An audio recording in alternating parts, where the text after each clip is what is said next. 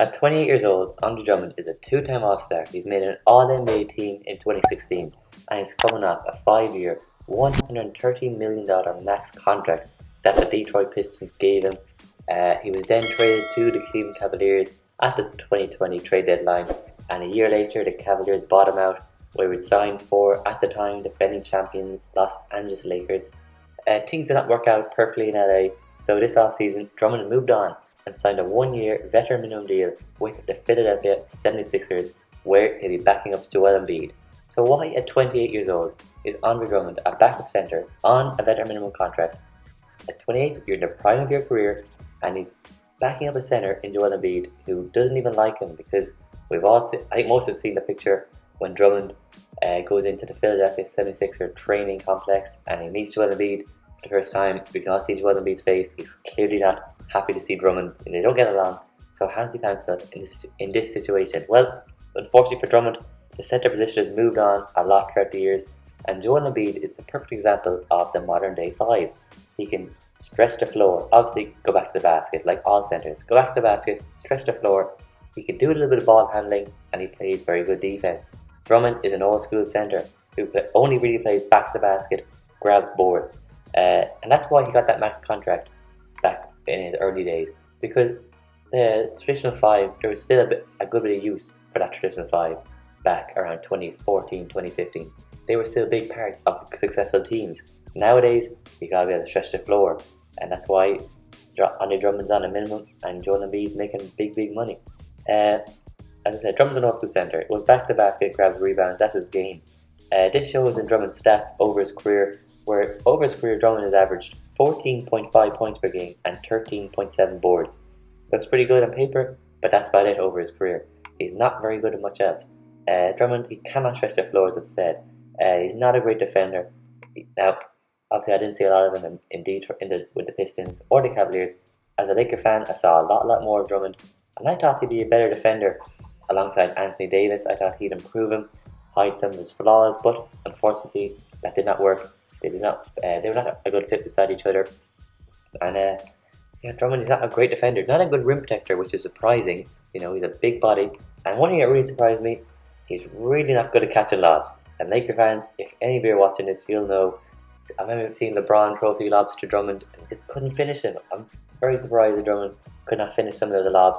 So I would have said he's a good lob threat. He's a big body and he can get off the floor, but he's not a massive lob threat, as he's not very consistent throwing down the lobs. And as I said, over his career, he's not been a very efficient scorer either. Scoring the ball, Drummond, he struggles with that because with the Lakers, I saw him hit the ball in the high post or just anywhere in the post, and he'll try and do some move to get past somebody, and they'll just let him walk into a blind alley, and he's going over the ball. So Drummond, he's not a very efficient scorer. That's not a strength of his.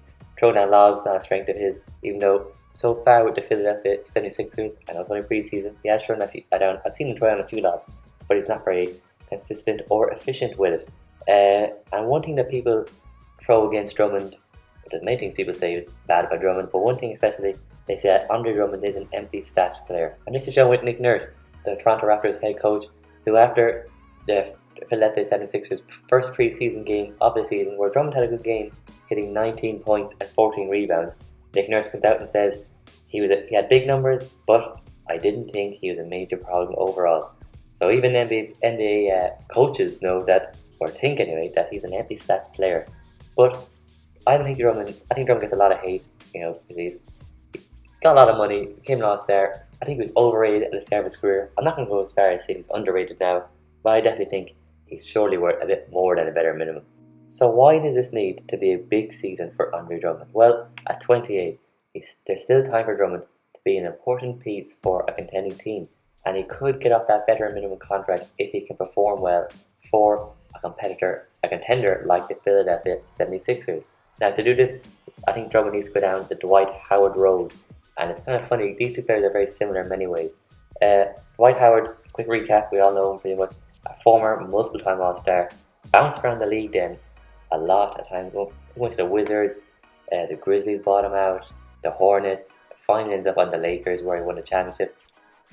But Dwight Howard had a pretty rough road, from being the top dog getting 3 DPOYs, multiple time All-Star, all NBA teams plenty of times, one of the best players in the league, to now to accept that he's a role player. So Drummond, I think what he needs to do is do what Dwight Howard did and lose the ego and become a true team player and be willing to accept that some nights he will not play. That's what Dwight Howard struggled with for a few years when he's bouncing around, still thinking he's that top guy.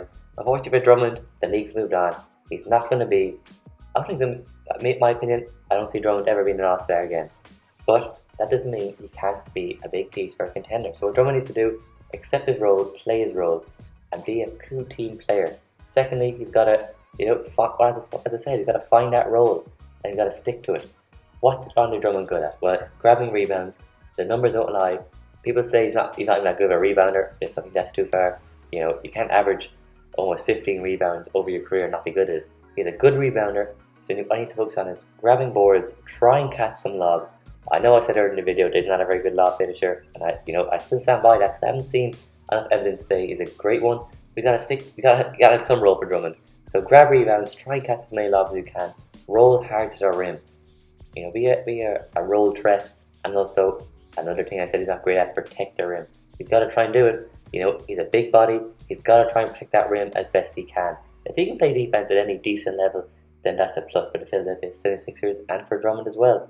And that's these qualities I named there. Rolling to the rim, rebounding, catching lobs, playing defense, protecting the rim. These are all things that all good traditional centers do now. People like JaVale McGee, Dwight Howard, maybe not DeAndre Jordan, he's slowing down, but DeAndre Jordan, you get the idea. These old school centers who are now on better minimums or slightly above that, that's the role they play, and that's why Dwight Howard is once again being signed by the Lakers, to have to win a championship. Because effectively, the Lakers picked Dwight Howard over Drummond, kind of like a trade. They're both on better minimums. Dwight was with the Sixers last year, Drummond with the Lakers, and the Lakers picked a 36-year-old Dwight Howard over a 28-year-old Drummond, which says a lot about that, how valuable that position can be. That position is still needed in the NBA, and that's why Drummond needs to focus on getting to that level where Dwight Howard's at and being a valuable piece for a contending team. That's why I said Drummond needs to go down the Dwight Howard path. He needs to see what Dwight Howard's done, and he needs to go for that. Because Dwight Howard, he's found himself to be an important part for a contending team. The Lakers, they need Dwight Howard. And Drummond, that's the path he needs to go down. He needs to be one of those players. Maybe get that taxpayer's exception, around $5 million. That's all he's going to get for his career, from a contender anyway. He's got to focus on being like Dwight Howard, grabbing boards, throwing down lobs, protect the rim, play with the defense, roll hard. And also, he's got to bring some energy to the team, whether that's on the bench or off the bench. And that's what Dwight Howard is unbelievably.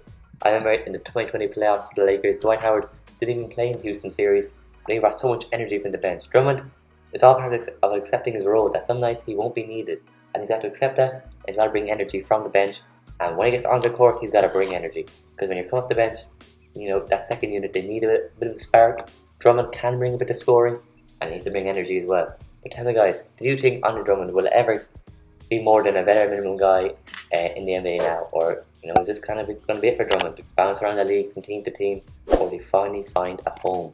But anyway guys, that's the video. Thanks for watching. Be sure to like the video, subscribe if you're new, and turn on notifications to stay notified. And all I said, I'm out of here.